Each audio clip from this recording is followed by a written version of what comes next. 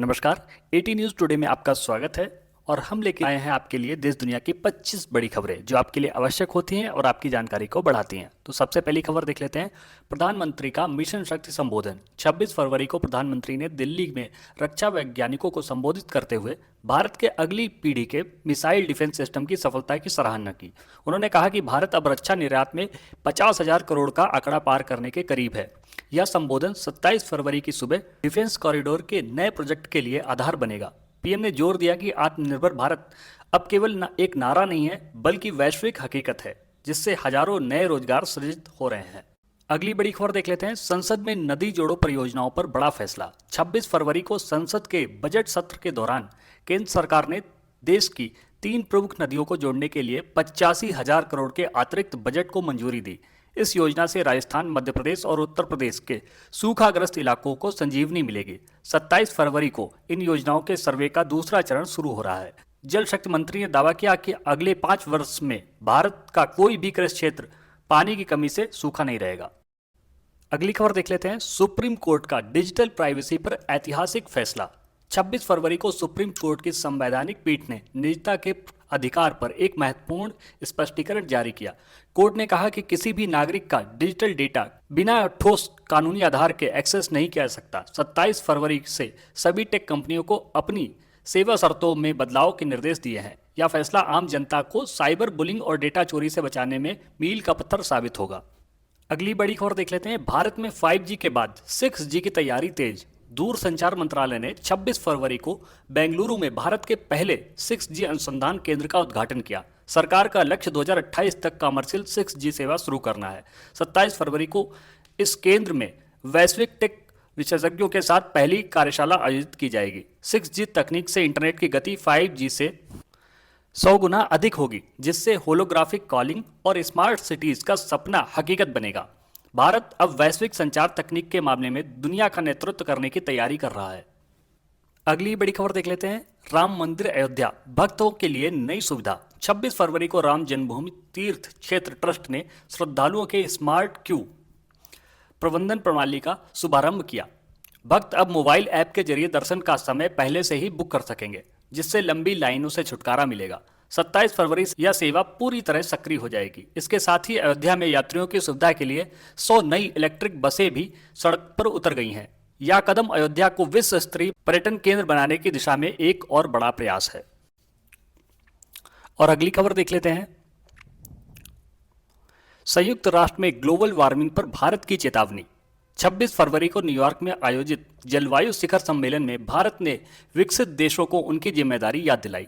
भारत ने मांग की कि ग्रीन फंड के लिए किए गए वादों को तुरंत पूरा किया जाए। 27 फरवरी को इस पर एक वैश्विक प्रस्ताव आने की उम्मीद है। भारत के सख्त रुख की सराहना करते हुए कई विकासशील देशों ने भी अपना समर्थन दिया है। यह अंतर्राष्ट्रीय मंच पर भारत के बढ़ते नैतिक नेतृत्व और पर्यावरण के प्रति संवेदना को दर्शाता है, जो भविष्य की पीढ़ियों के लिए जरूरी है। वहीं अगली बड़ी खबर है। अमेरिका में नया इमिग्रेशन बिल पेश।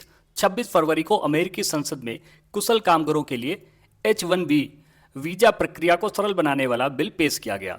इस खबर से भारतीय आईटी पेशेवरों में खुशी की लहर है। 27 फरवरी को इस बिल के प्रारंभिक मतदान के परिणाम आने की संभावना है। यदि यह पारित होता है तो हजारों भारतीय परिवारों को ग्रीन कार्ड मिलने का रास्ता साफ हो जाएगा।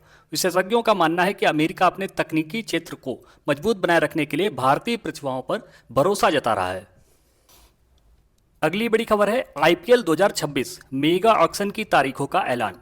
26 फरवरी को BCCI सचिव ने मुंबई में प्रेस कॉन्फ्रेंस कर IPL 2026 के मेगा ऑक्शन की तारीखों की घोषणा की। इस बार नीलामी जयपुर में आयोजित की जा सकती है। 27 फरवरी से सभी फ्रेंचाइजी अपनी रिटेंशन लिस्ट पर अंतिम चर्चा शुरू करेंगी। या नियमों के अनुसार टीमों को राइट टू मैच कार्ड के अधिक विकल्प मिलेंगे। क्रिकेट फैंस के बीच अभी से इस बात को लेकर उत्साह है कि कौन सा स्टार खिलाड़ी किस टीम का हिस्सा बनेगा। वहीं अगली बड़ी खबर देख लेते हैं टेक्नोलॉजी से। एलोन मस्क का न्यूरालिंक धमाका। 26 फरवरी को एलोन मस्क ने घोषणा की कि उनके न्यूरोलिंक चिप का अगला सफल परीक्षण एक दृष्टिहीन व्यक्ति पर किया गया। जिससे उसकी दृष्टि आंशिक रूप से वापस आ गई। 27 फरवरी को इससे तकनीक विवरण साझा किए जाएंगे। यह चिकित्सा जगत में एक ऐसी क्रांति है जो दिव्यांगता को तकनीक से मात देने की शक्ति रखती है। ज्ञान प्रेमियों के लिए यह खबर किसी चमत्कार से कम नहीं है, क्योंकि यह सीधे मानव मस्तिष्क और कंप्यूटर के बीच एक नया संवाद स्थापित करने की दिशा में बड़ा कदम है।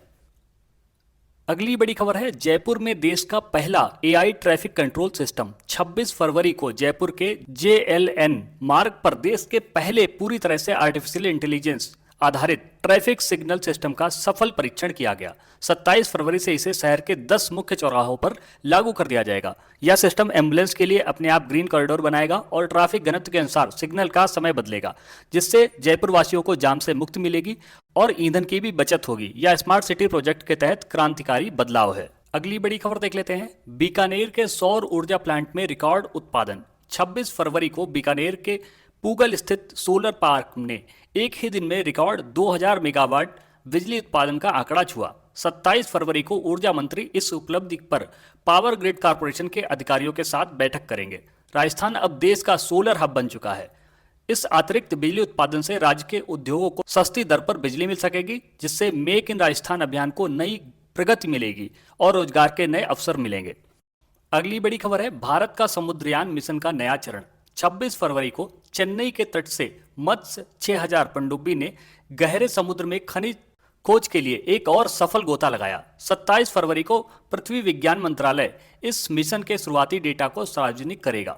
भारत गहरे समुद्र के रहस्यों को खोलने वाला दुनिया का छठा देश बनने की ओर अग्रसर है।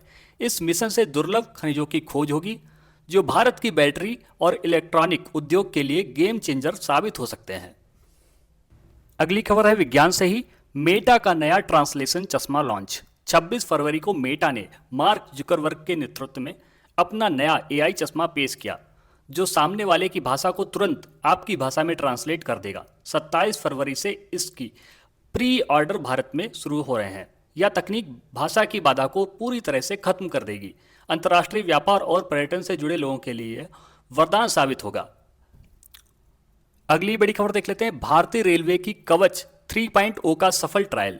26 फरवरी को दिल्ली हावड़ा रूट पर ट्रेन सुरक्षा प्रणाली कवच 3.0 का सफल परीक्षण किया गया। 27 फरवरी से इसे व्यस्तम मार्गों पर स्थायी रूप से लगाना शुरू किया जाएगा। यह उन्नत सिस्टम दो ट्रेनों को आपस में टकराने से रोकेगा। भले ही चालक से कोई चूक हो जाए, रेलवे का लक्ष्य 2026 के अंत तक पूरे नेटवर्क को कवच से सुरक्षित करना है। अगली खबर है, जापान में फ्लाइंग टैक्सी का कॉमर्शियल ऑपरेशन। 26 फरवरी को टोक्यो में पहली बार कॉमर्शियल फ्लाइंग टैक्सी सेवा को मंजूरी मिली। 27 फरवरी से आम जनता इसके लिए बुकिंग कर सकेगी। सुजुकी और स्काई ड्राइव के सहयोग से बनी यह टैक्सी शहर के ट्रैफिक के ऊपर से उड़ान भरेगी। भारत सरकार भी इस तकनीक को लेकर जापानी कंपनियों के साथ बातचीत कर रही है, ताकि दिल्ली और मुंबई जैसे शहरों में एयर मोबिलिटी को भविष्य के परिवहन के रूप में विकसित किया जा सके। अगली बड़ी खबर है, इसरो का नया सैटेलाइट EOS 9 लॉन्च। 26 फरवरी को श्रीहरिकोटा से इसरो ने अपना नवीनतम अर्थ ऑब्जर्वेशन सैटेलाइट EOS 9 सफलतापूर्वक कक्षा में स्थापित किया। 27 फरवरी को यह उपग्रह अपनी पहली तस्वीर भेजना शुरू करेगा। यह सैटेलाइट भारत की कृषि, आपदा प्रबंधन और सीमा सुरक्षा को और मजबूत करेगा।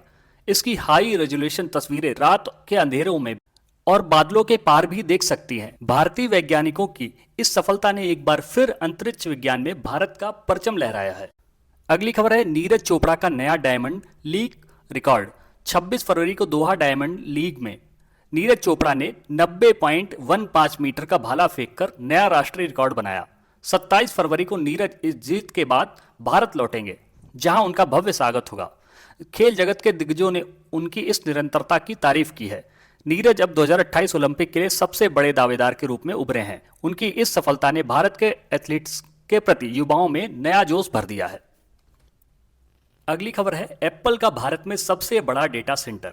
26 फरवरी को एप्पल ने घोषणा की कि वह बेंगलुरु में अपना सबसे बड़ा एशियाई डेटा सेंटर स्थापित करेगा। 27 फरवरी को कर्नाटक सरकार के साथ इसके MOU पर हस्ताक्षर होंगे। इस प्रोजेक्ट से 10,000 प्रत्यक्ष नौकरियां पैदा होंगी। यह भारत की डिजिटल संप्रभुता और डेटा लोकलाइजेशन की दिशा में बड़ा कदम है।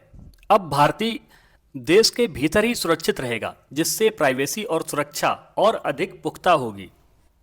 अगली बड़ी खबर है, केदारनाथ धाम के कपाट खुलने की तिथि घोषित कर दी गई है। महाशिवरात्रि के पावन पर्व पर केदारनाथ धाम के कपाट खुलने की आधिकारिक तिथि घोषित कर दी गई है। इस वर्ष 26 अप्रैल को शुभ मुहूर्त है। बाबा केदार के द्वार श्रद्धालुओं के लिए खोले जाएंगे। उत्तराखंड सरकार ने इस बार रिकॉर्ड यात्रियों के आने की संभावना जताई है और इसके लिए चारधाम यात्रा के मार्गों पर बुनियादी ढांचे का विस्तार किया जा रहा है। ऑनलाइन पंजीकरण की प्रक्रिया भी अगले सप्ताह से शुरू होने वाली है। अगली खबर है, अमृत भारत स्टेशन योजना का विस्तार। रेल मंत्रालय ने अमृत भारत स्टेशन योजना के तहत 150 छोटे और बड़े रेलवे स्टेशनों के पुनर्विकास की घोषणा की है। इन स्टेशनों पर विश्व स्तरीय सुविधाएं जैसे फ्री वाईफाई, लिफ्ट, एस्केलेटर और आधुनिक प्रतीक्षा कक्ष बनाए जाएंगे। सरकार का लक्ष्य रेल यात्रा को आरामदायक और सुरक्षित बनाना है। उत्तर भारत के ऐतिहासिक स्टेशनों को उनकी मूल वास्तुकला को बरकरार रखते हुए आधुनिक रूप दिया जाएगा, जिससे क्षेत्रीय पर्यटन को बढ़ावा मिलेगा। अगली बड़ी खबर है, महिला सशक्तिकरण के लिए शक्ति पोर्टल लॉन्च। केंद्रीय महिला एवं बाल विकास मंत्रालय ने शक्ति पोर्टल लॉन्च किया है, जो महिला उद्यमियों को सरकारी योजनाओं और ऋण सुविधाओं से सीधे जोड़ेगा। इस पोर्टल के माध्यम से ग्रामीण क्षेत्रों की महिलाएं भी अपने उत्पादों को ऑनलाइन बाजार में बेच सकेंगी। सरकार का मानना है कि आर्थिक स्वतंत्रता ही महिलाओं के वास्तविक सशक्तिकरण का मार्ग है। इस योजना के तहत महिलाओं को तकनीकी कौशल प्रशिक्षण भी मुफ्त दिया जाएगा। अगली खबर है, नई शिक्षा नीति कौशल विकास पर जोर। शिक्षा मंत्रालय ने घोषणा की है कि अगले शैक्षणिक सत्र से छठी कक्षा के छात्रों के लिए कोडिंग और व्यावसायिक कौशल सीखना अनिवार्य होगा। नई शिक्षा नीति के तहत छात्रों को किताबी ज्ञान के साथ साथ व्यवहारिक ज्ञान देने पर भी ध्यान दिया जा रहा है। विशेषज्ञों का मानना है कि इससे छात्र भविष्य की नौकरियों के लिए तैयार होंगे। इसके लिए स्कूलों में आधुनिक लैब और प्रशिक्षित शिक्षकों की नियुक्ति की प्रक्रिया भी शुरू कर दी गई है। अगली खबर है, जापान में विनाशकारी भूकंप के झटके। जापान के उत्तरी हिस्से में रिक्टर पैमाने पर 6.8 तीव्रता का भीषण भूकंप आया है। टोक्यो समेत कई शहरों में इमारतें हिलने से लोगों में दहशत फैल गई। प्रशासन ने तटीय इलाकों के लिए सुनामी की चेतावनी जारी की है और लोगों को सुरक्षित स्थानों पर जाने के निर्देश दिए हैं। अभी तक किसी बड़े जान माल के नुकसान की खबर नहीं है, लेकिन राहत और बचाव टीमें अलर्ट पर हैं। अगली खबर है, Uttar Pradesh global investor summit की सफलता। लखनऊ में आयोजित ग्लोबल इन्वेस्टर समिट के बाद राज्य में 10 लाख करोड़ के निवेश प्रस्ताव जमीन पर उतरने शुरू हो गए हैं। मुख्यमंत्री योगी आदित्यनाथ ने कई नई औद्योगिक इकाइयों का भूमि पूजन किया। सरकार का दावा है कि इन परियोजनाओं से प्रदेश में 15 लाख युवाओं को रोजगार मिलेगा, विशेष रूप से पूर्वांचल और बुंदेलखंड क्षेत्रों के लोगों को। अगली खबर है, राजस्थान पेपर लीक के खिलाफ नया कानून। राजस्थान सरकार ने सरकारी परीक्षाओं में पेपर लीक होने के लिए एक बेहद सख्त कानून बनाया है। इसके तहत दोषी पाए जाने वाले को 10 साल की जेल की और भारी जुर्माने का प्रावधान है। साथ ही उनकी संपत्ति भी कुर्क की जा सकती है। हाल के दिनों में कई परीक्षाएं रद्द होने के बाद युवाओं में भारी आक्रोश था। नए कानून से भर्ती प्रक्रियाओं में पारदर्शिता आने और छात्रों का विश्वास बहाल होने की उम्मीद है। तो ये थी देश दुनिया की 25 बड़ी खबरें। अगर आपको हमारी खबरें अच्छी लगती हैं तो चैनल को सब्सक्राइब करिए और वीडियो को लाइक करके अपने दोस्तों के साथ भी शेयर कीजिएगा।